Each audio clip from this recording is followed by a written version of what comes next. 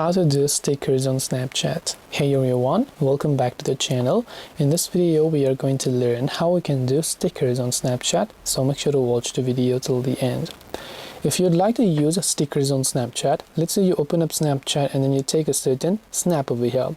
Now then you decide that you'd like to use a sticker. To use a sticker, on the right hand side you can see various tools. You'll find the third icon which looks like this paper like clip icon there. That is basically the sticker icon where you should be able to search for most of the stickers that you will be able to find here. So you can just search for a certain sticker here and you can choose to enlarge it, you can choose to drag the position or maybe shrink it a little bit depending upon where the position is that you want. And you can also actually use multiple stickers because there's really no limit as to how much stickers that you can use in a single snap. And this way you should be able to do stickers on Snapchat. Hope this video was very helpful. If you have got any more questions, feel free to leave them down in the comment section below. Thank you for watching till the very end and see you soon in the next video.